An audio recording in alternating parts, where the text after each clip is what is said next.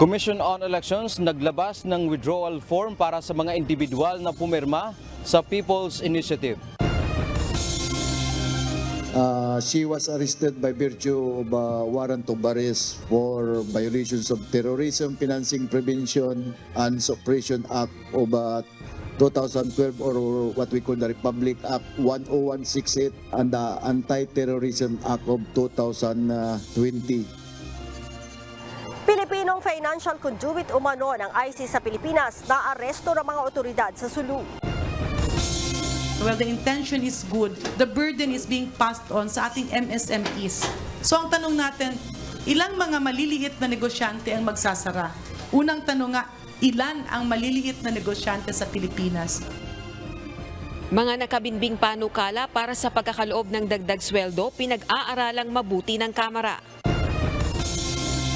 Subo ang report, rice nga commodity. Kahit sila gid mas nagakinahanglan sang tubig. Mga area nga galaya, tapos nagalitik ang luta. Of course malagi siya kay kadasig sang pagkuan bala evaporate sang pantugod magid sang hangin, sang moisture.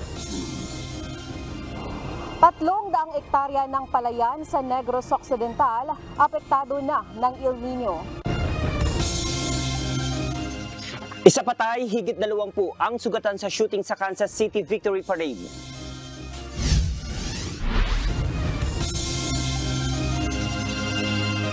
Magandang hapon Pilipinas at sa buong mundo.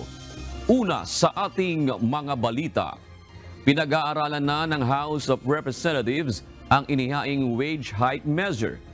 Ito ay matapos ipasa sa second reading ng Senado ang panukalang 100 peso legislated daily minimum wage increase. Ayon kay House Deputy Majority Leader Iloilo 1st District Representative Janet Garin, tinitimbang pa ng mababang kapulungan ng Kongreso kung makabubuti o mas makasasama sa ekonomiya sakaling ito ay aprubahan. Ito ang balita ni Rosalie Cos. Sana kung nakabayad na kami ng mga utang. Malaki pang babayaran sa utang kasi utang ko pa to eh. Water station ang negosyo ni Jimmy Molina na may ilang trabahante. Sakaling matuloy ang pagpapatupad ng batas na magtataas sa sahod ng mga manggagawa sa pribadong sektor, mapipilitan siyang magtaas ng singil sa ipinagbebentang tubig. Food business naman ang pinatatakbo ni Ginang Ruth Abalos. At kung kailangang magtaas ng sweldo ng mga empleyado niya, magbabawas naman siya ng tauhan. As a employer, gusto rin namin na tumaas para makatulong din kami sa mga need ng mga employee namin. Pero kung iisipin mo rin yung side namin, lahat nagtataasan. Nagtataasan yung marketing namin, yung mga bilihin, yung mga recipe, nagtataasan ng tax, nagtataasan ng mayor's permit, nagtataasan lahat ng mga government, nag-renewal. So ano pong matitira sa amin? Malaking bagay po kasi yung na 100 na maidadagdag para po sa amin. Lalo na po ako, single parent po kasi ako. Kahapon, naipasa na sa ikalawang pagbasa sa Senado ang panukalang 100 pisong aumento sa sahod ng mga manggagawa para sa pribadong sektor. Plano itong aprubahan ng mataas na kapulungan Kongreso sa February 19. Umapila si Senate President Juan Miguel Zubiri sa House of Representatives na agad na ring ipasa ang panukala. Subalit dito sa Kamara, nakabinbin ang mga kaparehong panukalang wage increase sa committee level. Ayon kay House Deputy Majority Leader, Iloilo 1st District Representative Janet Garin, direktiba ni Speaker Martin Romualdez na pag-aralang mabuti ang panukalang aumento sa sahod. Well, the intention is good. The burden is being passed on sa ating MSMEs. So ang tanong natin, ilang mga maliliit na negosyante ang magsasara? Unang tanong nga, ilan ang maliliit na negosyante sa Pilipinas? It's 99%. So ang mangyayari niyan, magbabawas ng empleyado, will it do more harm than good? It's a very popular bill. Kung pamumulitika lang ang iisipin ng Kongreso, sana pinasa na kaagad yan at sinabi, o bahala na ang taong bayan. Pero hindi po ganun ang Kongreso. Tinitingnan natin, doable ba ito o hindi ba doable? Ayon naman sa labor group na kilusang Mayo 1, tila hindi ito prioridad ng House of Representatives. Plano rin nilang lumapit sa mga kongresista upang ilabi ang panukalang aumento sa sahod at panawagan ng mga ito sa Kamara magpatawag ng public hearing kaugnay nito. Nagpaplano kami na maglabi sa mga congressman sa House, no? Para once and for all, nananawagan din kami kay Committee on Labor sa House, Nograles, na magpatawag siya ng wage hearing para salubungin na itong ano ng Senate na 100 pesos. Kasi ang tingin namin kung hindi ito sasalubungin ng Kongreso, hindi ito mapapakinabangan ng mga manggagawa. Ayon naman sa business groups, bukod sa micro, small and medium enterprises o SMEs, higit na maapektuhan ang mga nasa informal sector gaya ng mga magsasaka, mangingisda, tindero at iba pa. Ito ay dahil sila ang papasan sa inflation na ibubunga ng legislated wage increase. Rosa Licoz, UNTV News and Rescue. Diyos ang aming sandigan, serbisyo publiko ang aming pinahahalagahan. Plano ng Senado na ipasana sa pinal at ikatlong pagbasa ang panukalang aumento sa sahod para sa pribadong sektor sa susunod na linggo. Kahapon, lusot na sa ikalawang pagbasa ang proposed 100 peso legislated daily minimum wage increase. Giit ng mga senador, kailangan nang itaas ang arawang sahod ng mga manggagawa sa pribadong sektor dahil sa taas ng presyo ng mga bilihin at serbisyo. Nanawagan naman si Senate President Juan Miguel Zubiri sa Kamara na agad na ring ipasa ang panukala. Inaasahan umano na aabot sa 4.2 million minimum wage earners ang maikinabang sa panukala sa oras na maging batas. Inaasahan natin na tuluyan po natin ito maipapasa on third reading sa Lunes, susunod na linggo, at umapila din po kami sa Kamara na aksyonan na nila ang ating wage increase bill. Sama-sama natin sagutin ang tunay na hinaing ng ating mga manggagawa at mga kababayan. Sunod-sunod na naitala ang pagbagal ng inflation o antas ng bilis ng pagtaas ng presyo ng mga bilihin at serbisyo sa bansa. Ngunit sa kabila nito, wala pa rin umanong katiyakan kung magtutuloy-tuloy ito. Ito ang balita ni Nel Maribuhok. Yung El Nino din, siyempre, yung sa bigas, no? Yun din tinitingnan mabuti kasi ang second quarter yan, mga May, no? Based sa Pag-asa. So, ano ba yan? Ang risk dyan, magkakaroon ba ng severe form of El Nino parang noong late 1990s o hindi? Kasi ang implikasyon yan, kung medyo bawas yung rainfall, bawas din yung ani. Mahigpit pa rin binabantayan ang epekto ng El Nino phenomenon sa bansa o ang matinding tagtuyot. Ayon sa ekonomista na si Michael Ricafort, may magiging epekto ito sa produksyon ng agrikultura na dahil dito ay maaaring tumaas ang presyo ng bilihin, partikular na ang bigas. Paliwanag ni Ricafort, ang bigas ang isa sa may malaking kontribusyon ngayon sa inflation. Bukod sa El Nino, patuloy ang banta ng geopolitical tension o na nangyayaring giyera sa ibang mga bansa tulad ng Russia-Ukraine conflict at gulo sa gitnang silangan sa supply naman ng produktong petrolyo. Pero sa ngayon ayon kay Ricafort, wala pang masyadong problema sa galaw ng presyo ng langis sa bansa. So far, relatively stable naman yung langis, no? Still among the lowest in 2 years. Na-manage naman mabuti diplomatically, tsaka yung mga central banks yung trabaho. Kaya yung nagtaas silang interest rates, yung demand, minak. Nangangamba naman ang isang employers group sa maaaring maging epekto sa inflation ng isinusulong na wage hike o ang pagtataas ng sahod ng mga manggagawa. Yung mga kumpanya, ipapatong yung cost yung increase na yan sa produkto nila. Itataas ang bilihin. Pag tumaas ang bilihin, hindi naman na-exempted yung mga farmers, yung mga tricycle drivers, doon sa presyo na yun. Sabi sila, wala naman sila paghuhugutan. Ang pahayag na ito ng ECOP ay may kaugnayan sa isinusulong ngayon sa Kongreso na panukalang 100 pesos across the board increase sa daily minimum wage ng mga manggagawa. Nel Maribuhok, UNTV News and Rescue, Diyos ang aming sandigan, serbisyo publiko ang aming pinahalagahan. Isinusulong ngayon ng grupong Covenant for the Nation ang pagkakaroon ng pag-uusap sa pagitan nila dating Pangulong Rodrigo Duterte at Pangulong Ferdinand Marcos Jr. sa gitna ng pagkakabahagi ng mga Pilipino lalo na sa usapin ng charter change o CHATCHA. Ayon sa organizer nito na si dating PACC Commissioner Greco Bellica, kasama rin sa kanilang iimbitahan sa isang malaking pagtitipon na gagawin ang iba pang matataas sa opisyal ng pamahalaan pati ang kanilang mga pamilya. Ito ang balita ni Dante Amento. Who wants war when we can talk things out, di ba? I mean, both camps are ready for war. Di ba? Pwede na mag-away. Walang gusto ng giyera kung maaari namang mag-usap, lalo na kung nakasalalay ang kapakanan ng mamamayan. Ito ang target ngayon ng grupong Covenant for the Nation na pinangungunahan ni dating Presidential Anti-Corruption Commission Chairman Greco Bellica. Nais nila na mag-usap at pagkasunduin ang nakaraan at kasalukuyang pinakamakapangyarihang lider ng bansa na sina dating Presidente Rodrigo Duterte at Pangulong Ferdinand Marcos Jr. Kasama ni Bellica ang maraming retiradong opisyal ng Sandatahang Lakas, Philippine National Police, opisyal ng pamahalaan at religious leaders. Ayon pa kay Bellica, may formal ng komunikasyon na nakarating kay dating PRRD at PBBM para sa gagawing pag-uusap sa isang malaking pagtitipon. These things should be greater than our personal interest and personal feelings. Dahil buhay ng milyong-milyong Pilipino po ang nakasalalay sa kanilang desisyon.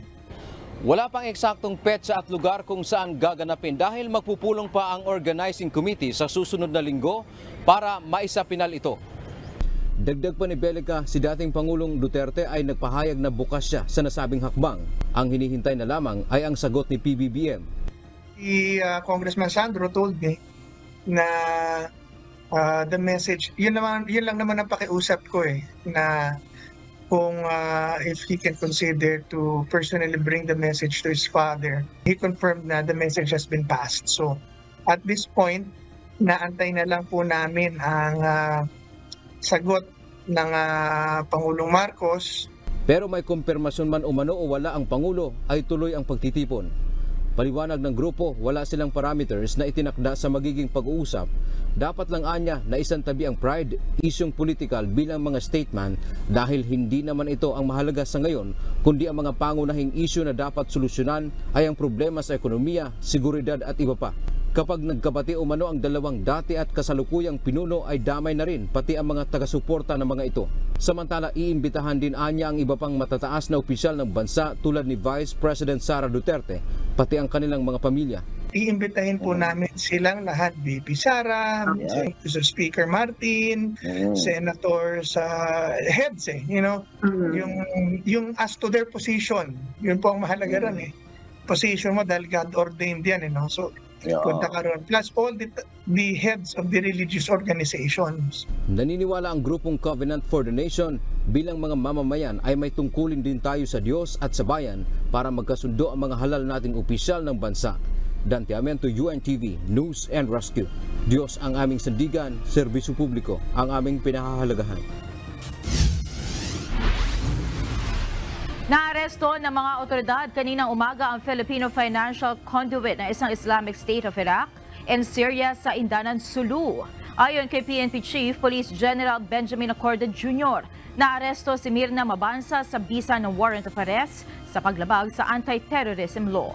Ito ang balita ni Lea Ilagan. With regards to the effect on the operations, most likely with the arrest of Mirna, yung cash flow nila ay maapektuhan and definitely their operations will be affected. Malaking dagok sa mga terorista ang pagkakaaresto kay Mirna Mabanza, ang sinasabing financial conduit o nagdadala ng pera sa mga terorista sa Mindanao mula sa Islamic State of Iraq and Syria o ISIS. Ayon kay Criminal Investigation and Detection Group Director, Police Major General Romeo Karamat Jr., si Mabanza ay nasa listahan ng United Nations Security Council at itinuturing na global terrorist. She was arrested by virtue of a warrant of arrest for violations of Terrorism Financing Prevention and Suppression Act of 2012 or what we call the Republic Act 10168 and the Anti-Terrorism Act of 2020. Kabilang sa mga nabigyan umano ng pera ni Mabansa ay ang grupo ni Isnilon Hapilon. Sinasabing nasa 107,000 o katumbas ng halos 6 na milyong piso ang iniabot ni Mabansa kay Hapilon noong taong 2016. Marami nang dumating sa ating bansa. Una, $7,000 and then $100,000 US dollars and then facilitating yung mga pumapasok na armaments dito sa ating bansa, particularly in Southern Mindanao. Si Mabansa ay byuda ng isang Malaysian terrorist na miyembro ng ISIS.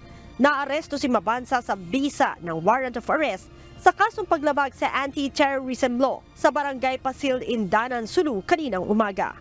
Leia Ilagan, UNTV, News and Rescue. Diyos ang aming sandigan, serbisyo publiko ang aming pinahahalagahan. Nanawagan ang isang mambabata sa liderato ng Senado na aprubahan na ang sabpina laban sa religious leader na si Apollo Kibuloy. Samantala, may mga miyembro rin umano ng grupo ni Kibuloy na posible umanong inutusan para magkunwaring maging testigo. Ito ang balita ni Harleen Delgado. Mahaba po ang pasensya ko. So kahit naiinip ako, iintayin ko po yan. At habang naghihintay sa sabpina, itutuloy ang pagdinig ng komite. Formal nang hiniling ni Senate Deputy Minority Leader Risa Hontiveros sa liderato ng Senado na pirmahan na ang sabpina laban sa pinuno ng Kingdom of Jesus Christ na si Apollo Kibuloy. Hindi pa kasi ito mailabas dahil wala pang pirma ni Senate President Juan Miguel Mig Zubiri. Ang Senate Committee on Women, Children, Family Relations and Gender Equality na pinamumunuan ni Senator Hontiveros ang dumidinig sa mga aligasyon ng pang-aabuso ng religious leader. Sa sulat na ito na ipinadala ng Senadora kay Senator Zubiri noong February 6, nanawagan nito na aprubahan na ang sabpina na noon pang Enero hiniling ng komite matapos bigong dumalo si Kibuloy sa kabila ng kanilang imbitasyon. Ipinunto pa ni Senator Hontiveros na sa ilalim ng pamumuno ni Senator Zubiri maging ng mga nagdaang Senate Presidents, palagian naman ang paglalabas ng sabpina laban sa resource persons na bigong humarap sa mga pagdinig ng walang sapat na katwiran. He didn't actually give me an explanation. Basta may dahilan. Pag itinanong nyo sa kanya, mas ipaliliwanag niya. Halos walang paliwanag na kaya kong tanggapin. Presumption of regularity lang na kapag hindi pinaunlakan ang isang imbitasyon, in this case, 2 imbitasyon, ang susunod na hakbang na pwedeng gawin ng komite ay yung sabpina. I don't need to be satisfied or dissatisfied sa paliwanag ni SP. Ang nangingibabaw sa akin ay yung pag-asa na mapipirmahan yung sabpina. Sa ngayon, wala pang tugon si Senator Zubiri kaugnay ng sabpina, ngunit tuloy ang hamon ng senadora sa religious leader na humarap sa pagdinig para sagutin ang mga aligasyon laban sa kanya. Kahit pa sinasabi nila o sinasabi ng ibang tao na influential sila, malapit sa kung sino-sino, the point is, no one is above the law. Kahit pa walang sabpina, nanindigan sa Senator Hontiveros na tatapusin ang investigasyon sa mga aligasyon laban kay Kibuloy. Sa Lunes, February 19, itutuloy ang pagdinig kung saan may mga bagong testigoan niya na ihaharap ang senadora. Ayon kay Senator Hontiveros, may mga tinanggihan din sila matapos mapag-alamang nagkukunwari lamang umano na biktima. Ang malala, may ibang mga miyembro ng Kingdom na mukhang inutusan na makipag-ugnayan sa opisina ko para magkunwaring tetestigo tungkol sa mga pang-aabuso ng leader nila. Pero ang totoong pakay pala ay pagmukhang walang kwenta ang hearings ng Senado. Ang kapal, di ba? Iyan ba ang utos ni Kibuloy? Iyan ba ang gawain ng isang anak ng Diyos? Bukod dito, may mga testigo rin umanong tinatakot habang pinupulong din umano ang mga dating miyembro ng grupo ni Kibuloy para pangakuan ng mga pabor kapalit ng hindi pakikipagtulungan sa investigasyon sa Senado. Babala ng senadora sa mga magtatangkang sumira sa investigasyon ng Senado. Huwag ninyong linlangin ang institusyon ng Senado. Hindi nyo kami basta-basta maloloko. At kay Apollo Kibuloy, dapat managot kayo. Sinisika pa ng UNTV News na makuha ang panig ni Kibuloy sa mga bagong paratang laban sa kanya. Pero una na nitong giniit na sa korte lamang siya haharap at hindi sa Senado kahit ipasampina. Harleen Delgado, UNTV News and Rescue. Diyos ang aming sandigan, serbisyo publiko ang aming pinahahalagahan. Umakyat na sa 70 ang bilang ng mga nasawi sa nangyaring landslide sa Maco, Davao de Oro. Ito ay matapos na mahukay ngayong araw ang ilan pang mga bangkay mula sa gumuhong lupa sa lugar. Ayon sa mga otoridad, mayroon pa rin nasa 37 ang mga nawawala at patuloy na hinahanap. Samantala, pansamantalang ililipat sa tent city ang mga residenteng nawalan ng tirahan dahil sa sakuna. Ilalagay ang tent city sa mga eskwelahan upang may pagpatuloy pa rin ang klase ng mga estudyante sa lugar. Sa ngayon ay mayroong nasa 1,300 mga pamilya ang pansamantalang nanunuluyan sa 10 evacuation centers sa Mawab. Patuloy naman ang paghahanap ng lokal na pamahalaan ng relocation site na malilipatan ng mga survivors sa landslide. Apektado na ng El Nino ang 300 hektarya ng palayan sa Negros Occidental. Sa kabila nito, tiniyak naman ng National Food Authority na mayroong sapat na supply ng bigas sa buong probinsya. Ito ang balita ni Lalaine Moreno. Subo ang report, rice nga commodity. Kahit sila gid mas nagakinahanglan sang tubig. Mga area nga galaya, tapos nagalitik ang duta. Of course, malagi siya kay kadasig sang pagkuan mala evaporate sang pantugod magid sang hangin, sang moisture. Nalalanta na ang mga pananim na palay sa Negros Occidental dahil sa kakulangan ng tubig, dulot ng nararanasang tagtuyot. Ayon sa provincial agriculturist, walang supply na tubig o irigasyon sa mga lugar na ito at umaasa lamang ang mga magsasaka sa ulan. Kung umuulan man ay matumal at mabilis na nawawala ang tubig sa sobrang init ng panahon. Nagkabitak-bitak na rin ang lupa dahil sa mataas na temperatura. Ayon sa ulat ng Provincial Agriculture Office, 7 bayan na ang apektado ng El Nino phenomenon. Kabilang sa mga apektadong bayan ang Himamaylan City, Isabela, Binalbagan, Moises Padilla, Kawayan, Hinubaan at Sipalay City. Umabot na rin sa 14 million pesos ang pinsalang naidulot ng tagtuyot sa mga palay. Kaya naman hinikayat ang mga magsasaka na gumamit ng mga rain harvester o rain collector tulad na lamang ng balde o drum para makapag-ipon ng tubig kapag may ulan. Gina-encourage naman ng farmers nga mag-collect sang tubig, rain collectors, rain harvesters, or mag-impound sang tubig. Especially sa rain-fed nga mga areas. Makabubuti ring magtanim muna ng mga alternative crops na kayang tumagal sa dry season tulad ng munggo, kamote, mais at talong. Pinag-aaralan naman ng pamahalaan ang posibleng pagsasagawa ng cloud seeding. Nangako rin ang provincial government na mamamahagi ng 2,500 pesos na cash assistance sa mga magsasaka, pati na ang pagpapaayos sa mga irrigation canals at waterways. Itong Enero, namahagi na ng hybrid rice seeds sa Philippine Rice Research Institute sa mga magsasaka para sa dry season. Ito ay ang mga binhi ng palay na kayang mabuhay sa wet and dry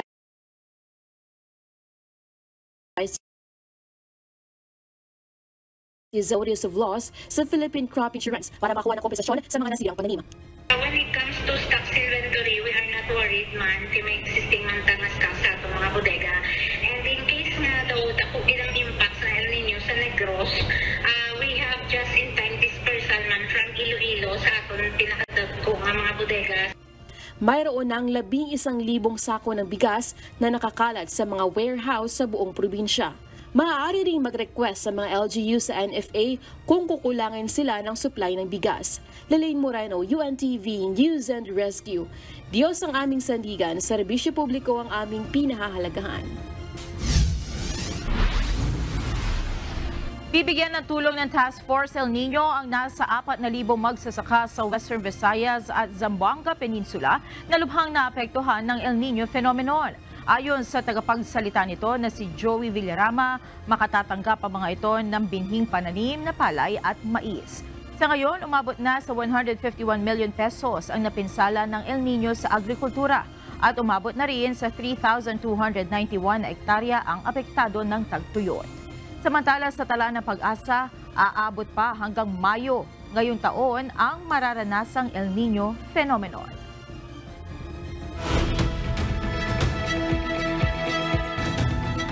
Bumagsak muli sa resesyon ang bansang Japan matapos hindi sumulong ang kanilang ekonomiya ng dalawang magkasunod na quarter.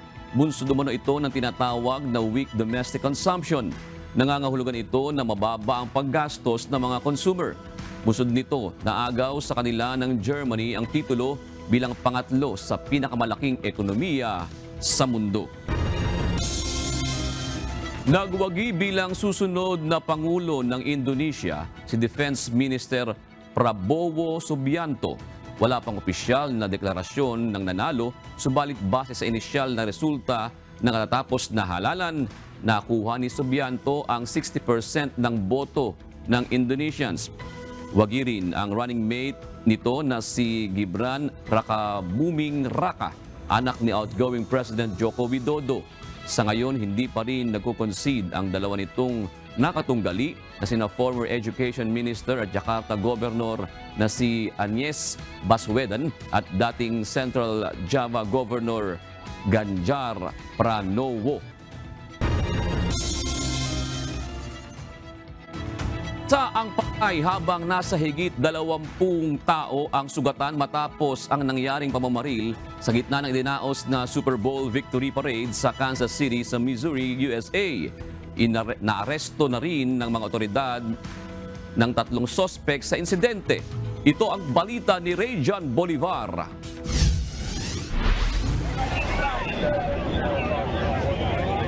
Nauwi sa malagim na trahedya ang dapat sana ay masayang selebrasyon ng pagkakapanalo ng Kansas City Chiefs sa katatapos lamang na Super Bowl National Football League. Ito ay matapos ang nangyayaring pamamaril sa Victory Parade sa Kansas City's Missouri, USA, kung saan isa ang patay habang nasa mahigit 20 tao ang sugatan. Kinilala ang nasawi na si Lisa Lopez Galvan na tinamaan ng bala ng baril. Kasama sa mga nasaktan sa insidente ang ilang mga bata na kasamang nanunood ng parada. Base sa impormasyon ng Kansas City Police, bigla na lamang may mga nagpaputok ng baril sa kalagitnaan ng selebrasyon. Nang marinig ang putukan ng mga baril, dito na nagkagulo ang libo-libong mga tao na dumalo sa event. Nagtakbuhan at kanya-kanyang tago ang mga nanood, kabilang na ang City Mayor ng Kansas, kasama ang kanyang pamilya. I was inside of Union Station. We heard something. A number of us start running, and I see a stream of officers going the exact other direction. In, with guns drawn, ready to address danger. And that was the situation throughout. People who responded absolutely immediately. Agad namang naaresto ng pulisya ang 3 suspect na sinasabing nasa likod ng shooting incident. Sa ngayon na hindi patukoy ng mga otoridad ang motibo sa pamamaril. That is still under investigation. I myself was outside when I heard the shots fired. It is an ongoing investigation. It's going to take us a little bit to determine exactly what led up to the shooting.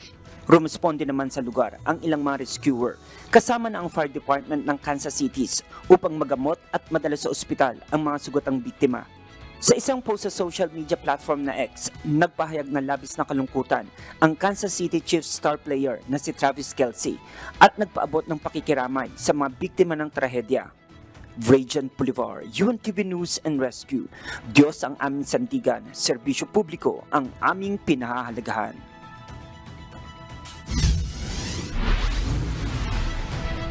Masayang ibinalita ni Australian Prime Minister Anthony Albanese ang kanyang engagement. Nag-propose ito sa kanyang longtime partner na si Jody Haydon kahapon. Sa kanyang social media account, ibinahagi ni PM Albanese ang magandang balitang ito. Si Albanese, na 60 taong gulang na, ang kauna-unahang Australian leader na ma-engage habang nakaupo sa pwesto. Nagpadala na rin ng Search and Rescue Personnel ang Armed Forces of the Philippines o AFP sa Davao at Caraga regions para umasiste sa mga residente doon na lubang naapektuhan ng pagulan at pagbaha. Kabilang sa mga idineploy ang 505th Search and Rescue Group, 205th Tactical Helicopter Wing, 220th Airlift Wing, 88,444 packs ng relief goods at mga gamit para sa mga residente. Ayon kay AFP Chief of Staff General Romeo Bronner Jr., laging handa ang Sandatahang Lakas ng Pilipinas na magbigay ng tulong sa mga nangangailangan saan man ito kailangan. Nagpapatuloy ang investigasyon ng Bureau of Fire Protection Baguio City sa pinagmula ng forest fire sa isang bahagi ng Camp John Hay. Mayroon na rin umano silang ginawang paraan upang hindi na lumawak pa ang sunog. Ito ang balita ni Joanne Nano. Yung sa sunog natin sa Camp John Hay, controlled naman siya. So, nagkakaroon lang tayo ng mga overhauling doon sa mga small fire doon sa gilid-gilid. So, para hindi siya kumalat. Mahigpit na binabantayan ng mga tauhan ng Bureau of Fire Protection ang sunog sa bahagi ng Voice of America, Camp John Hay, kahit kontrolado na ito. Ayon kay Baguio City Fire Marshal Superintendent Marisol Odiver, nais nilang makasiguro na hindi nakakalat pa ang apoy sa ibang lugar. Kabilang sa kanilang ginawa ay ang paglalagay ng fire lane at backfire attack upang pigilan ang paparating na sunog. Nagkaroon tayo ng strategy na katulad ng starving or depriving yung fire para wala na siyang pupuntahan na iba pang masusunog. So tatanggalin natin yung mga possible na masunog like dry leaves and branches. Sa ngayon, wala pang datos ang BFP sa halaga ng pinsala ng forest fire at patuloy ang investigasyon sa insidente. So ang tinitingnan natin ngayon is yung electrical wirings na old wirings na naka-install doon ngayon na possible na magkaroon ng spark dahil kumikiskis siya doon sa mga puno. Madaling araw noong Linggo, February 11, nang makatanggap ng report ang BFP Baguio kaugnay ng naganap na sunog sa dating US military base. Naging mabilis ang pagkalat ng apoy dahil sa lakas ng hangin at dami ng mga tuyong dahon at sanga ng puno. Agad nila itong nirespondehan at naideklarang under control alas 8 ng umaga at fire out na pagsapit ng alas 10:30 ng umaga. Joanne Nano, UNTV News and Rescue. Diyos ang aming sandigan, serbisyo publiko ang aming pinahahalagahan.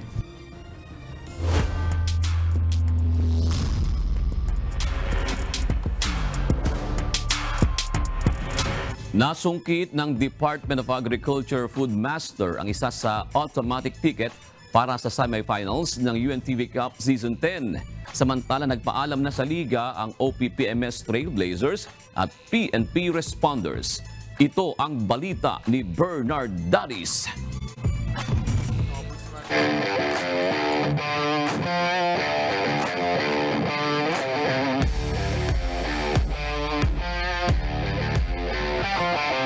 Kompleto na ang 8 koponan na aabante sa next round ng UNTV Cup Season 10 sa pagtatapos ng second round eliminations kahapon sa Nova Desi Convention Center sa Quezon City. Umani ng makasaysayang tagumpay ang Department of Agriculture Food Masters simula nang sumali sila sa Liga ng Public Servants. Sa unang pagkakataon, pumasok na sila sa semifinals matapos tagpasin ang Ombudsman Grapbusters sa matinding bakbakan na nagtapos sa score na 101-84. Ipinamalas ng Food Masters na itinuturing na isa sa mga dark horse ngayong Season 10 ang kanilang determinasyon na makapasok sa semifinals. Well, compare mo sa last 2 games na talo kami, much more aggressive kami lalo sa first quarter. Kasi yung last 2 games na talo kami, talagang very slow start kami. So at least ngayon, makita mo naman, maganda yung intensity ng players. Yung hard work sa defense. May mga players kaming na-contain kahit paano. Ayon sa coach ng Ombudsman, nasunod naman ang kanilang inihandang game plan, subalit sadyang may mga nag-step up na player sa kalaban na hindi nila agad natapatan. Nasunod naman lahat, kaya lang talaga meron din silang counter game plan. So hindi kami masyado nakaklose sa mga shooters nila. Actually, naka-zero in kami kay Guzman pero si Ko, Tomira, si Mariano, halos almost perfect sa perimeter. So yun ang hindi namin masyadong minatsapan ng maigi. Kaya malaking bagay yun. Tinanghal na best player of the game si Sian Ko na kumamada ng 25 points, 9 boards, 8 dimes at 2 steals at block. At si J. Mark Mariano na may 16 points at 5 rebounds. Nagambag naman sina Elijan de Guzman ng 24 points at si Marlon Calao ng 12 points. Nanguna naman sa opensa ng Ombudsman si Aldous Paz na may 24 points, Paul Ladja na may 15 points, Bamba Florino na may 14 points at si Israel de la Cruz na may 10 points. Sa kabila ng magandang ipinakitang performance sa eliminations ng Food Masters, ayaw pa rin nilang magpakumpiyansa. Una-una, very thankful ako. Thank God, nanalo kami pang outright semifinals, no. Hindi namin iniisip sinasabing record na ang DA first time pumasok. Kami, we take one game at a time. Kailangan lang namin manalo every game. Doon lang kami habang nag-i-enjoy maglaro. Habang ang Ombudsman naman ay mas magiging uhaw nila sa panalo. Quarterfinals na. So, maghahabol kami ng panalo. At si Ombudsman, laging asahan nila na from now on, laging palaban ng team na to. Makakasama ng DA ang SSS Kabalikat na waiting team sa semifinals. Meron silang isang buwan na paghahanda habang naghihintay sa resulta ng quarterfinals kung saan magtutuos ang 6 na team. Ang 6 na team na magtutuos sa quarterfinals via single round robin ay ang AFP Cavaliers na nalaglag sa 3rd spot, NHA Homemasters, DNR Warriors, Senate Defenders, Ombudsman Grapbusters at GSIS Furies.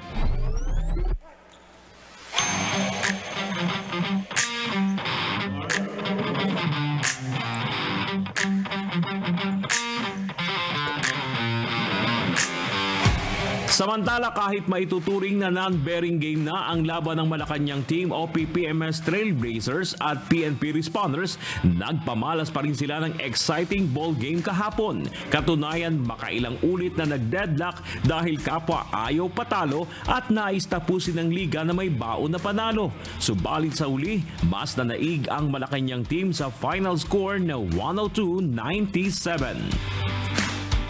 Best players of the game sina RL Cartel na may 21 points, 6 rebounds at 1 block. At si Robert Fondo na kumulekta ng 28 points, 3 assists at 2 steals. Tatlo pa mula sa Trailblazers ang may double-digit contributions, si John Kenneth Alger na may 18 points at si Alvin Katipon at Chris Dalaten na may tig 12 points. Sa kabila ng hindi nakapasok sa quarterfinals, nagpapasalamat pa rin ang OPPMS at PNP sa pagkakataong makabahagi sila sa natatanging liga ng public servants. Kuya Daniel, thank you dito sa opportunity na binigay niyo sa amin na makapaglaro sa UNTV Cup Season 10. Ito yung nakapaglaro ka na gusto mo, tapos nakakatulong ka pa doon sa mga beneficiary mo. Sa OPPMS, thank you sa lahat ng support from management. Suportahan niyo po ang UNTV Cup, charity, sports and charity, napakagandang liga na naglalaro ka na, nakakatulong ka pa. Bernard Daddy's UNTV News and Rescue. Diyos ang aming sandigan, serbisyo publiko ang aming pinahalagahan.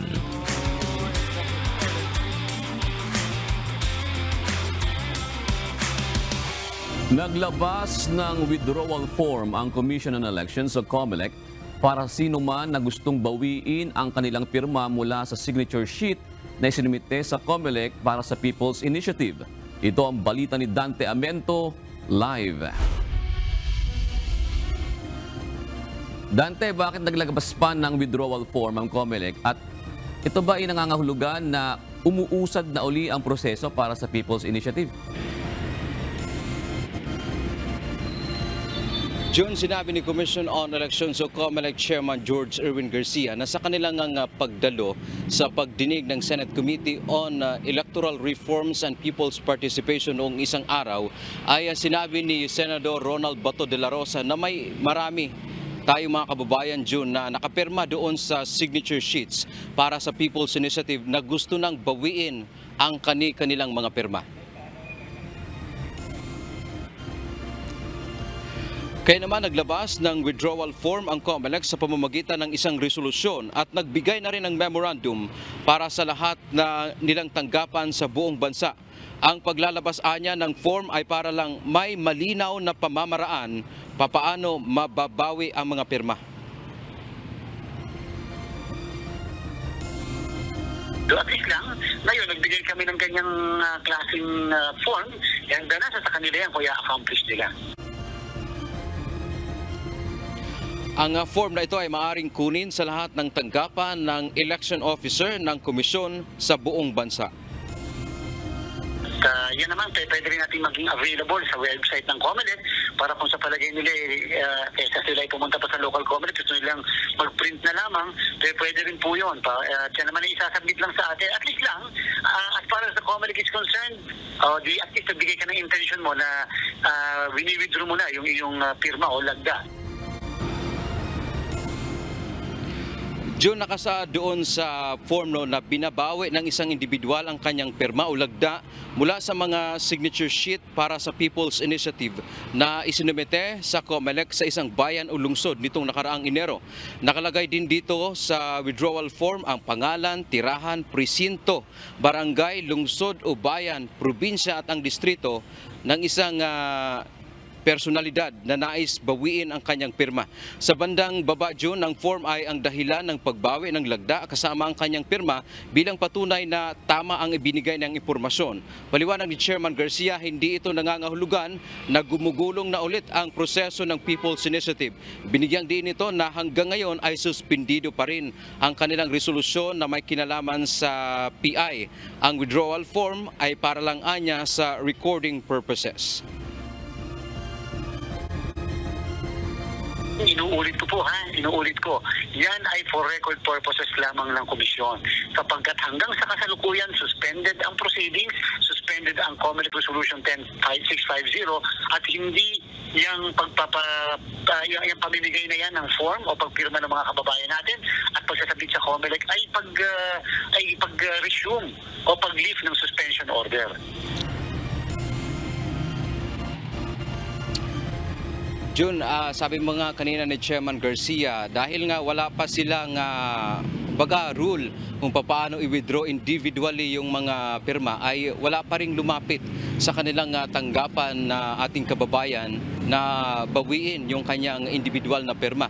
At ayon pa rin kay Chairman Garcia, nung nakaraan ay may nag-withdraw ng signature sheet. So ito yung signature sheets, isang bayan dyan sa Hamtik Antique. Pero hanggang ngayon ay wala pang lumapit muli sa kanila at gusto nang bawiin yung mga pirma na isinumite sa kanila. Ang proseso naman pagdating doon sa signature sheets, John, ay kumbaga isusuli lang yung certification na ibinigay ng COMELEC para naman mabawi ng ating mga kababayan kung sino man yung may pasimuno o sinasabi nating proponent ng pirma para makuha niya yung pirma na yon, isuli lang yung certification na ibinigay naman sa kanila ng COMELEC kapalit. So, pero dito naman individually ay kailangan magsumite naman ng form para yung kanyang pirma doon sa signature sheet ay maaari ng mabura o tatanggalin, maglagay lang ng note ng COMELEC na itong tao na ito ay binabawi na niya ang kanyang pirma para sa People's Initiative. Yan nating update. Balik sa June. Oo, Dante, kailan ba matapos yung pagre-review ng COMELEC doon sa Resolution 10650 na iyan? Kasi sinasabi nga doon sa pagdinig sa Senado, sabi ni Chairman George Erwin Garcia na ito ay kanilang nire-review. Sabi nga nila, ito ay suspended sa ngayon. Kasi doon sa pagdinig, sinasabi ng mga legal luminaries, na mga resource person doon, maging na mga election lawyer, na simulat sa pulpa o umpisa pa lamang, dapat hindi na yan binigyan ng daan yung People's Initiative dahil meron palang injunction ang kataas-taasang korte sa bansa, ang Supreme Court, tungkol sa anumang initiative na sinasabi nila dito dahil nga walang enabling law na para dyan sa initiative na yan, Dante. Yes, alam mo, Jun, kabilang din yan sa ating natanong ng maraming beses na sa COMELEC kung gaano ba talaga katagal yung kanilang pag-review, pag-aaral doon sa kanilang sinasabing Resolution 10650. Ito yung sinasabing Implementing Rules and Regulations ng Republic Act 67 67:30, hindi tayo 67:35. Hindi tayo nagkakamali para sa People's Initiative. Pero ang sinasabi ng COMELEC, wala silang masabi, June, kung gaano katagal ang matapos. Kasi mayroong binuo silang panel dito ng Chairman's Office na magpag-aralan itong kanilang rules dahil nga sinasabing napakaraming kulang. Yung sinasabi naman ng COMELEC, inamin naman nila talagang depektibo yung kanilang rules dahil mismo doon, June, wala yung rules ng withdrawal. Kung paano ba i-withdraw, halimbawa kung nag-submit ng isang pirma. Kaya nga ngayon naglabas na lang sila ng itong withdrawal form para mabawi lang ng ating mga kababayan. Doon naman sa sinasabing injunction, sa pagkakatanda ko, June, parang natanong ko rin yun kay Chairman Garcia, natanong natin, parang wala naman siyang nabanggit na gano'n na injunction, kumbaga parang temporary restraint na mag-submit ng pirma o anumang pirma na may kaugnayan sa People's Initiative.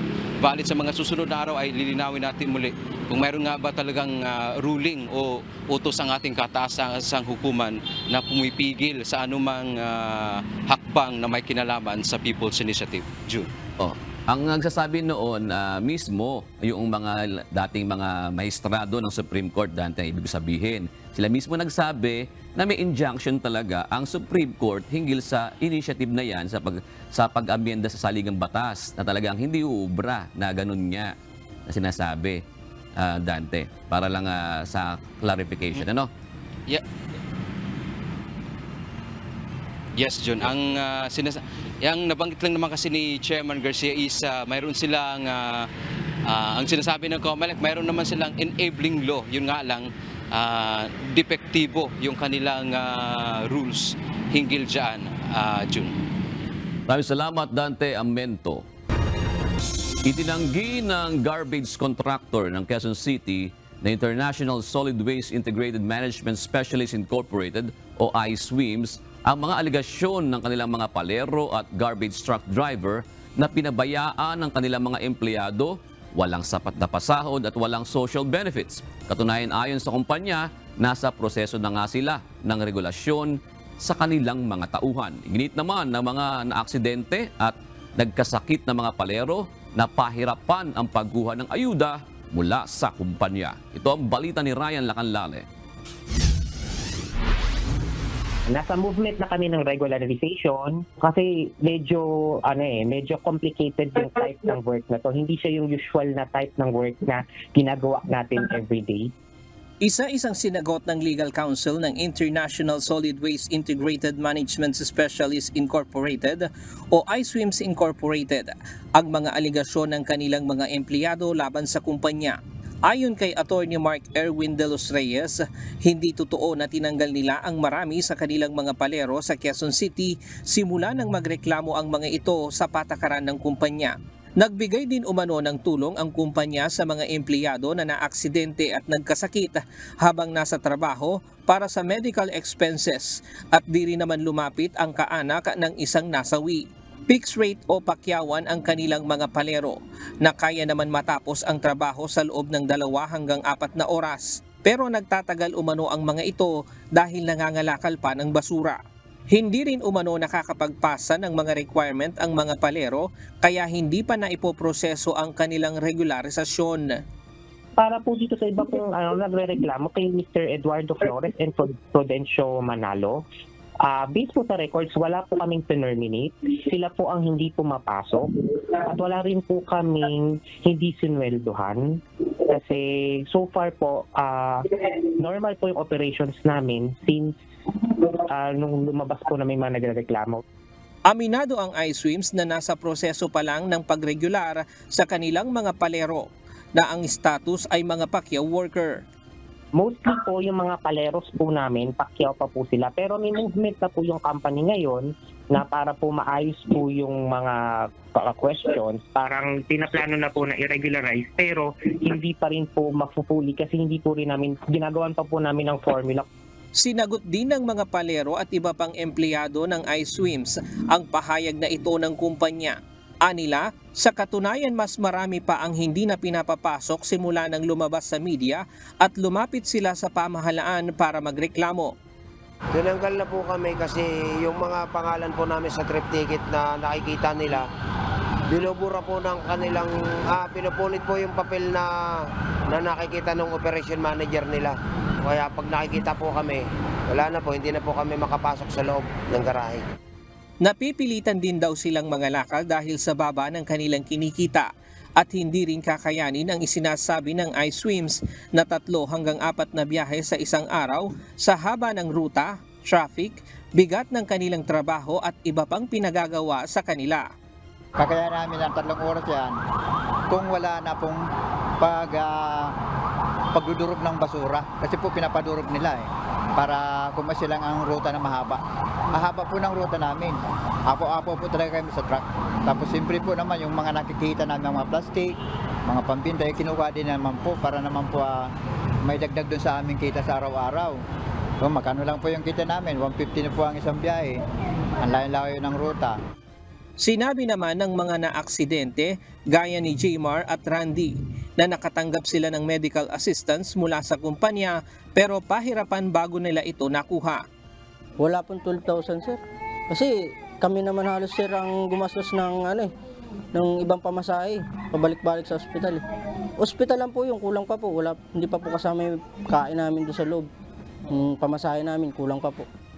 Ani Jmar, nagtrabaho na rin siya bilang palero sa mga naunang kumpanya pero kumpleto ang kanilang benepisyo.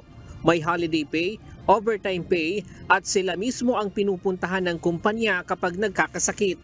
Si Randy Bano, nag-garbage truck driver ng kumpanya, October nagkasakit pero January pa nabayaran ang medical assistance.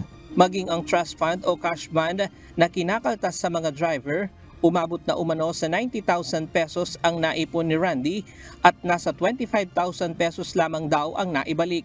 Mga ilang buwan binalik-balikan ko kung kailan nila balik yung pera na yon. Abot na po ng January, saka po nila binigay. Kasi ito pumunta doon sa HR. Sabi ko pumunta ka doon, magpakita ka para alam na yung kalagayan mo. Alam na yung sitwasyon mo, baka sabihin na nagsinungaling ka. Sa cash van daw kinukuha ng kumpanya kung sakaling may nasira sa sasakyan bilang pampaayos. Itinanggi rin ni Aling Sunaya, ina ng nasawing palero, na hindi siya nagbigay ng death certificate ng anak para makakuha ng tulong. Ilang beses daw silang nagpabalik-balik sa kumpanya. Nagdala kami ng death certificate doon para manghingi ng kahit kaunting tulong nila. Pinaiwan man nila. Sabi nila, balikan na lang sa Laslamay. Ay di binalikan namin ng Laslamay. Ang sagot sa amin, puntahan ninyo sa Annapolis. Hindi naman namin alam yun. Ano kami pupunta? Marami pa raw ang mga palero at driver na naaksidente dahil sa trabaho pero hindi rin nabibigyan ng pansin. Sentimiento nila, sana abutin sila ng kumpanya dahil limitado ang kanilang kaalaman pagdating sa kanilang karapatan. Magkaroon din daw sana ng malasakit ang kumpanya para sa kanila. Ryan Lacanlale, UNTV News and Rescue. Diyos ang aming sandigan, serbisyo publiko ang aming pinahahalagahan. 2 korporasyon ang kinasuhan ng Bureau of Internal Revenue dahil sa paggamit ng mga peking resibo. May paalala naman ang BIR sa mga patuloy na sumusubok ng ganitong mga estilo ng pandaraya sa binabayarang buwi sa pamahalaan. Ito ang balita ni Jed Neresina. Napatunayan natin, nagkaroon ng probable cause na talagang peke ang mga resibo na ginagamit nitong mga korporasyon na to. Peking mga resibo. Ito ang nakita at napatunayan ng Bureau of Internal Revenue o BIR sa 2 korporasyon na kanilang inimbestigahan. Bunsod nito ayon kay BIR Commissioner Romeo Lumagi Jr. nahaharap sa kasong kriminal ang Decarich Supertrade Incorporated at Reddington Corporation dahil sa pagbebenta ng mga peking resibo. Ito yung again parte ng unang batch na sinampahan natin ng kaso, kaya naman natutuwa kami na ang DOJ ay kaakibat din namin sa pagsugpo ng mga laban dito sa sindikatong nagbebenta at bumibili ng mga peking resibo.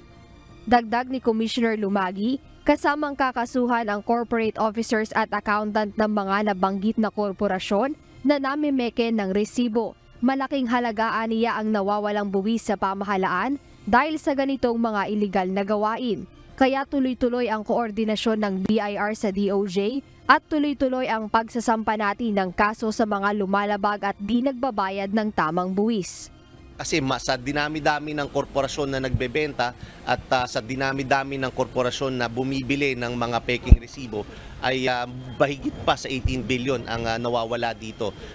Mahigit yan 50 or baka umabot pa ng 100 billion ang nawawala dito. Kamakailan lang din nagsampa ng kaso ang BIR laban sa isang cosmetic company na ayon kay Commissioner Lumagi Jr. ay bumibili ng peking mga resibo. Nakita po natin na isa po sila sa bumibili ng mga peking resibo at ang tax liability na nakikita po dyan sa isang korporasyon pa lang na yan ay 1.6 billion. Binigyang diin ng BIR ang bigat ng parusa sa mga mahuhuling lalabag sa batas kaugnay sa pagbabayad ng buwis. Bukod sa pagkakakulong, pababayaran pa rin sa kanila ang kaukulang mga buwis, kasama na ang multa at mga interes. Ang panawagan nga natin, kung sakasakaling kayo ay hindi pa napapadala ng sulat, ay makakaasa kayo na mahuhuli rin natin kayo dahil it's just a matter of time. Wala pang nakukuhang tugon ng BIR mula sa panig ng mga kumpanyang kinasuhan. Paglilinaw ni Commissioner Lumagi Jr., ang mga hakbang na ito ay proteksyon din sa mga lehitimong negosyante o mga taong nagbabayad ng tamang buwis dahil sila rin ay apektado sa ganitong mga iligal na kalakaran o negosyo. Jed Neresina, UNTV News and Rescue. Diyos ang aming sandigan, serbisyo publiko ang aming pinahahalagahan. Mayroon na binabalangka sa Metropolitan Manila Development Authority o MMDA na panukalang regulasyon sa mga e-trike at e-bike na dumadaan sa National Road. Kanina napag-usapan na ito kasama ng LTO at LTFRB. Ayon sa MMDA, napapanahon na para magpataw ng parusa sa mga e-trike at e-bike rider na dumaan sa major roads. Ito ang balita ni JP Nunez. Nakakabahala ito dahil unang-una nga gumagamit ito ng lansangan, hindi lamang naman barangay road. Makikita natin marami nagba-viral. In fact, meron nga isa nasa SLEX mismo. Naaalarma na rin ang Metropolitan Manila Development Authority o MMDA sa mga ulat ng mga electric bike o electric trike na dumadaan sa national roads gaya ng EDSA.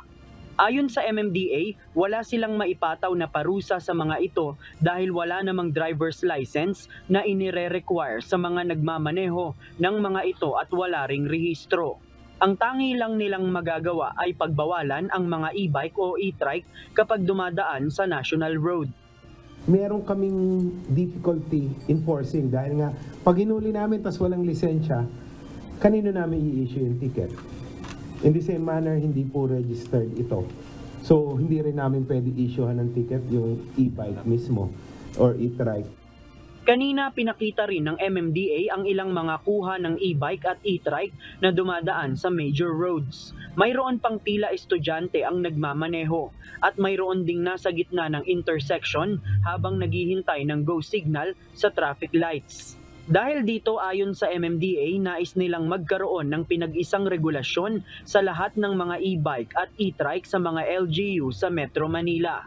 Mayroon ng balangkas na ginawa ang MMDA sa posibleng maging parusa sa mga e-bike at e-trike drivers na dadaan sa National Road at kasama sa pinag-aaralan ang impounding ng mga ito. Ayon kay MMDA Acting Chairman Attorney Don Artes, ipapanukala ng MMDA sa Metro Manila Council ang planong regulasyon sa susunod na meeting ngayong buwan. Kanina nakipagpulong din ang MMDA sa Department of Transportation, Land Transportation Office at Land Transportation Franchising and Regulatory Board upang pag-usapan ang planong regulasyon sa mga e-bike at e-trike. Ayon sa LTO, patuloy ang isinasagawa nilang pag-aaral para makapaglabas ng rekomendasyon sa DOTR hinggil sa patakarang ipatutupad. Ipinaliwanag din ni LTO Chief Assistant Secretary Vigor Mendoza na maaaring kailanganin ang amyenda sa Republic Act 4136 o Traffic Code at Evida Law. May mga probisyon kasi ang mga batas na ito na tila magkakontra pagdating sa restriction kung saan lamang dapat dumaan ang mga e-trike at e-bike. Tama po kayo, no ba? Kailangan i-synchronize, so that's what we're trying to do now. trying to synchronize the laws, pero kung talagang hindi pwede, then probably a new law will be necessary to clarify the difference. Ayon sa MMDA, habang wala pa talagang bagong regulasyon na inilalabas ang LTO, ipatutupad muna nila ang kautusan ng DILG na pagbawalan ang mga e-bike at e-trike na dumaan sa national road. Pero hindi sila mapapatawan ng parusa at hindi rin mai-impound ang kanilang mga sasakyan. JP Nunez, UNTV, News and Rescue. Diyos ang aming sandigan, serbisyo publiko ang aming pinahahalagahan. Nabawi na ng Philippine Coast Guard ang kanilang social media account na X. Dakong alas 11:30 nila ito na-retrieve matapos umanong makompormiso. Bunsod nito, mas hinigpitan na rin nila ang security measures nito para maiwasan na makompormiso muli ang kanilang account. Pansamantalang nawala ang mga contents sa official page ng PCG sa X kaninang umaga. Agad naman nilang inireport ang insidente sa X support team para maibalik ang kanilang page. Isang malakihang training exercises ang idaraos ng Philippine Army sa susunod na buwan upang masukat ang kahandaan ng hukbong katihan na tumugon sa mga banta sa seguridad ng bansa. Aabot sa 5,000 mga sundalo ang inaasahang lalahok sa pinakamalaking combined armed training exercise ngayong taon. Ito ang balita ni Ryan Lacanlale. This exercise will make us realize our capabilities and the gaps that we may be able to face, because it's only through simulating scenarios that we will be able to understand the gaps that we would be experiencing.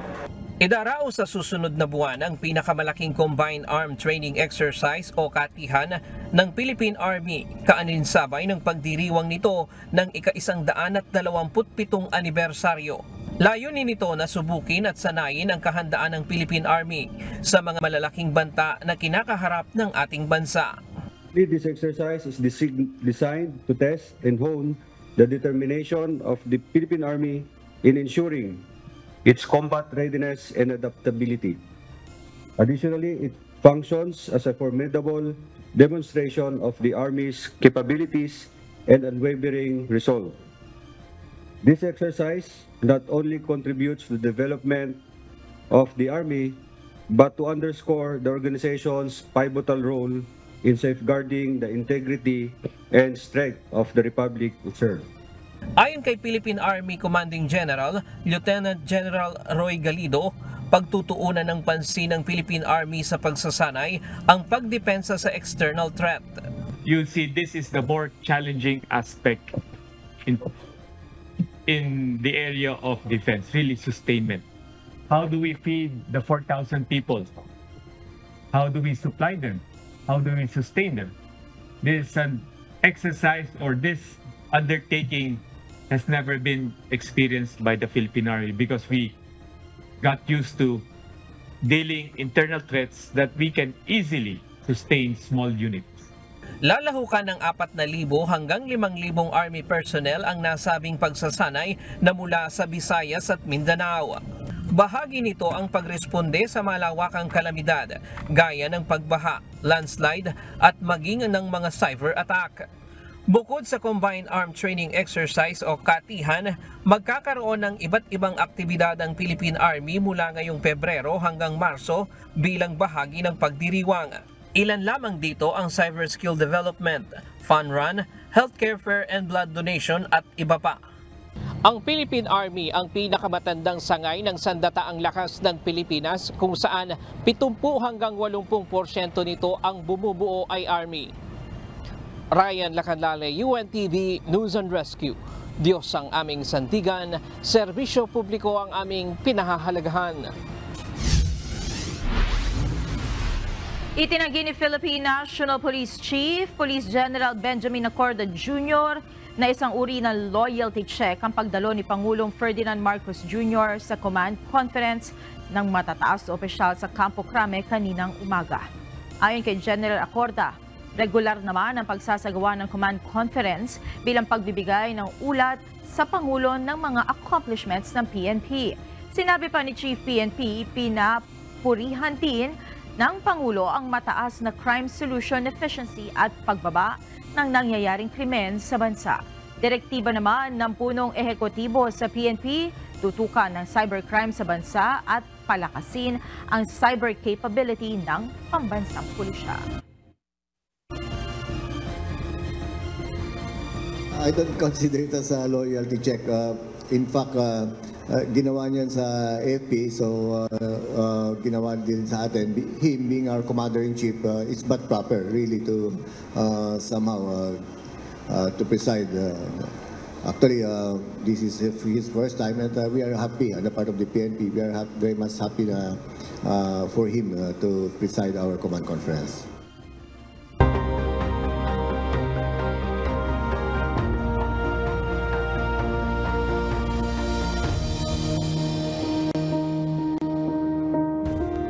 Magkatuwang na binigyan ng katuparan ng Members Church of God International o MCGI at Philippine Navy ang matagal nang pinapangarap na wheelchair at nebulizer ng ilan nating mga kababayan sa San Narciso, Zambales. Mahigit 3,000 mga residente rin ang nakinabang sa libreng medical services sa idinaos na outreach event doon. Ito ang balita ni Nestor Torres. Hindi ako makalakad po, hindi ako makatayo, nakahiga lang talaga ako. Ay nangyari, pagkagising ko sa umaga, hindi ko na magawa ang kamay ko. Mahigit 5 taon nang hindi nakalalakad mula nang ma-stroke ang 89 anyos na si Lola Conchita at 78 anyos na si Lola Salome. Ayon sa dalawang senior citizen, pangarap nilang magkaroon ng magagamit na wheelchair. Pero bigo sila dahil hindi naman sila nabibigyan ng kanilang nilalapitan. Gustuhin man lang sana nilang makalanghap ng sariwang hangin. Pero di nila magawa dahil wala naman silang wheelchair. Tagal na po noon. Panahon pa ng eleksyon, sabi nila, bibigyan ako. Wala naman. Ang 71 anyos naman na si Aling Virginia Palmarin at anak nitong si Marisa, problema ang sakit na hika ng buong pamilya. Nanghihiram lang sila sa barangay ng nebulizer kapag silang lahat ay sinusumpong.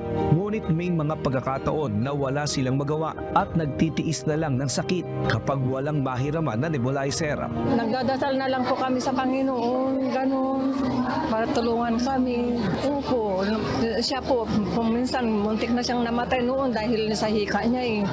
Tinatakbo namin sa ospital, ganun. Na time na inaatake po ako ng hika, tinatakbo po ako sa ospital. Kasi pag inaatake na po ako ng hika, naglalak na po yung joint na hindi na talaga ako makaya. Ganun po yung hirap ko talaga. Kaya nang mabalitaan nila na may ipinamimigay na libreng nebulizer, wheelchair at tungkod sa medical at dental mission, ang Members Church of God International o MCGI, UNTV at Philippine Navy sa Barangay Bideng sa bayan ng San Narciso, Zambales. Agad silang nagtungo dito upang magbaka sakaling mabibigyan ng tulong. Hindi naman sila nabigo dahil napagkalooban sila ng pangarap na wheelchair at nebulizer. Salamat sa Panginoon at binagyan ako ng wheelchair. Ay, masayang masaya. Kung makatayo lang sana po ako, noon lang pa. Paano masaya nga at nagkaroon ako ng gano'n. Ang tagal ko lang hangad na magkaroon ng gano'n. Ang Panginoon ang nagbigay sa akin ito po. Hindi ako pinabayan ng Panginoon. Masaya ako. Meron akong gagamitin sa wheelchair. Nagpasalamat po ako sa Diyos ko. Binigyan po ako ng upuan. Maraming salamat po at nakakuha kami ng nebulizer. Talaga po, malaking tulong sa amin po ito para hindi na kami pumunta sa ospital, kung saan-saan po. Hihiram kami sa barangay, ganun po. Kaya maraming salamat po. At may sarili na kaming gamit, mag-iina, mag-aapo. Iba't ibang public services din ang ipinaglingkod ng MCGI, UNTV at Philippine Navy sa idinaos na outreach program kasabay ng pagdiriwang ng anibersaryo ng hukbong dagat ng bansa. Natulungan din ang mga estudyante at mga guro mula sa paaralan ng Bideng, San Pascual at La Paz Elementary School. Malaking bagay po itong medical and dental mission ng Navy po. Dahil lalo po ngayon sa panahon ngayon na marami po yung nagkakasakit, lalo po sa mga bata, ma-check up lang po sila, malaking bagay na po yun. Tapos mabigyan po sila ng libreng vitamins and gamot, napakalaking bagay po yun lalo po sa mga magulang. Minsan po kasi sumasakit po yung ngipin niya po, yung lalo na po at kumakain po siya, nalalagyan po ng kanin po. Mahal din po kasi magpa-dental sir, kaya po din po kami na pumunta dito. Ipapabunot na po namin. Ikinatuwa naman ng pamunuan ng grupo ng hukbong dagat ng Sandatahang Lakas ng Pilipinas ang nagawa ng MCGI at UNTV sa kanilang 85th founding anniversary ng Naval Education, Training and Doctrine Command o NETDC. Anya, maraming mahihirap at mga may sakit ang napaglingkuran sa nasabing outreach program. Nais nilang ipagpatuloy ang magandang relasyon sa MCGI at UNTV para mas marami pa silang matulungan ng mga mahihirap at nangangailangan. We never expected na ganito kalaki yung activities na gagawin nila. I am really impressed na na-connect yung anniversary namin dito sa tulong na ginagawa ng UNTV at saka MCGI. And with this event, kauna-unahan na event, I am very hopeful na in the future, magagawa pa rin natin ito. Nakakataba ng puso at nakakawala ng pagod na makita ang kapatirang MCGI ay nasa ganitong level, mga kapatid. Siguro po kayong nanonood o nakakakita ay nasisiyahan, lalo naman yung mga mismong aktual tayong nakakarating sa mga itong makikita natin na ang mga tao ay kahit sa maliit na kaparaanan na ating naiabot, na ibigay sa kanila, ay masaya ang kanilang mga puso. Kaya po, naniniwala tayo na ang paggabay ng Diyos ay nasa ating kapatiran, ang Espiritu ng Diyos ay nasa ating kapatid na Daniel, na siya nating dapat na suportahan at panatilihan hanggang kailan pa man. Umabot sa 3,467 ang napaglingkuran sa nasabing medical mission at outreach program na nakapag-avail ng libreng optical, medical, dental at legal consultation, libreng gamot at libreng gupit sa mga kalalakihan.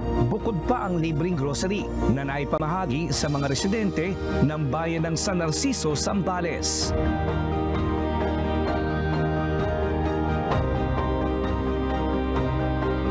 Nestor Torres, UNTV News and Rescue. Diyos ang aming sandigan. Serbisyo publiko ang aming pinahahalagahan.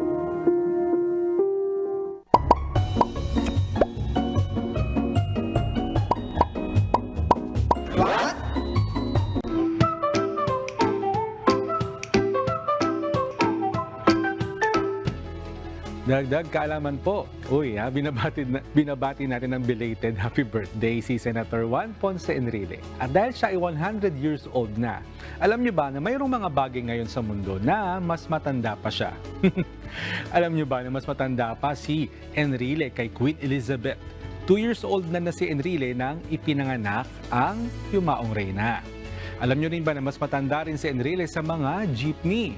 1945 nang ito ay ayusin ng mga Pilipino at gawing pampublikong sasakyan.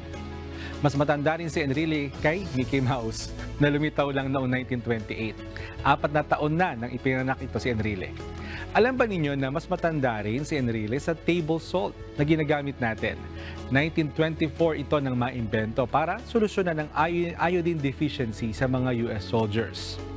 Nagkaroon lang na maayos na sewage system ang Pilipinas 5 taon matapos ipinanganak si Enrile at sinasabing posibleng nainom ni Enrile noon ay contaminated water. Ito nga bang dahilan kung bakit malusog si Enrile?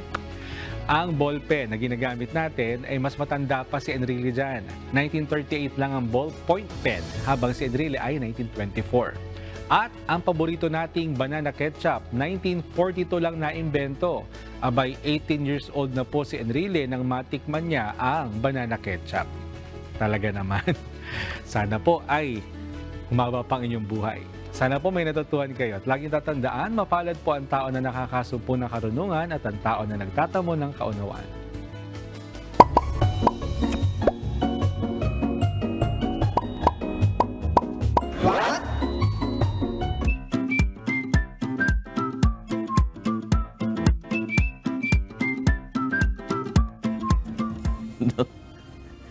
Bakit?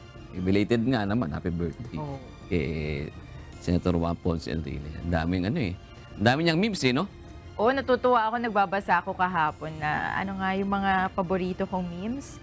Yung parang sabi na ano ba yun? Parang, Jurassic, mga ganun. Oo, na parang nakakatuwa kasi, alam mo, natutuwa ako kay JP. Kasi bukod sa, yun nga napakahaba na nung kanyang buhay, yung isip niya buong buo pa. Yung hindi siya malilimutin, very sharp pa, kaya pang makipagtalastasan, di ba nga ay legal counsel ng ating Pangulo, nakakatuwa naman. Marami ng building na nagiba ng gera pero siya nandiyan pa rin. Sa Manila, dami ng building na nawala. Oo, nagkagere na, naayos na ang gera. Sabi mo nga, may mga nasira, naayos. Nandiyan pa rin si JP. Belated happy birthday po. Baka may natanong kay Mon. Wala, kahapon nag-banter kami yan. Oo nga, parang medyo maano si Mon kahapon parang sabi nga ng asawa ko. Parang may mga ano si Mon na. Hindi hugot Kasi nasabayan natin yung nasabayan natin yung mga issue.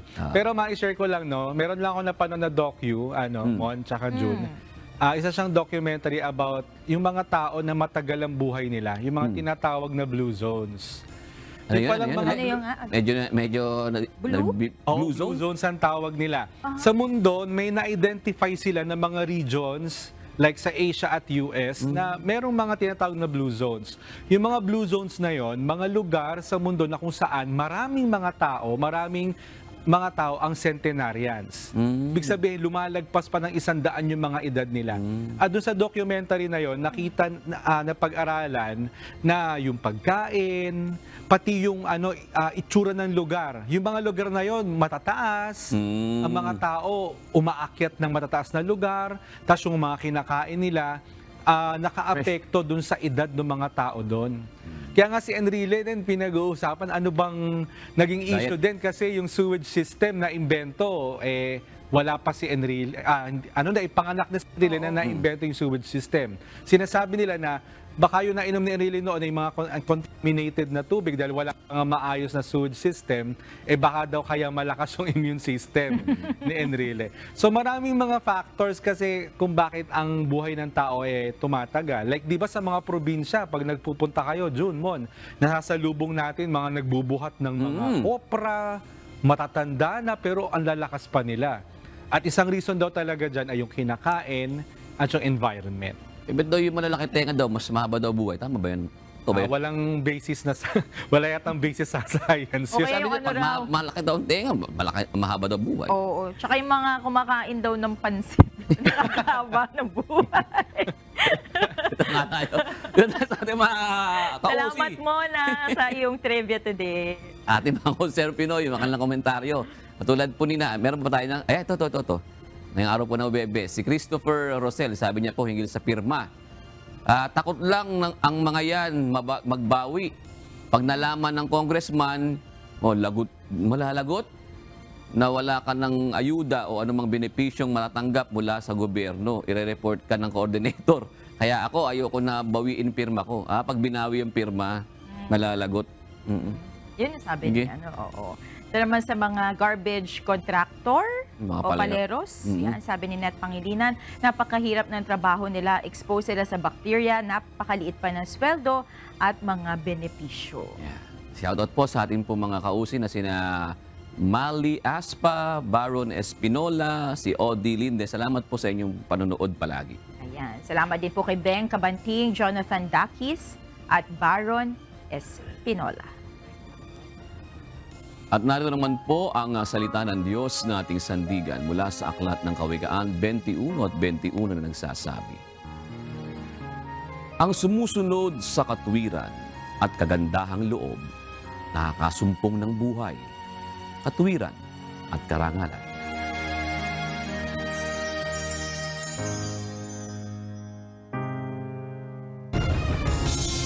At yan ang naging kabuuan ng ating balitaan ngayong gabi. Aming inilahad ng buong katapatan kung paano namin nasaksihan. Kayo'y makapagtitiwala na ang aming nakita at narinig, ang aming ibinabalita. At dito po sa UNTV, Diyos ang aming sandigan, serbisyo publiko ang aming pinahahalagahan. Magandang gabi po.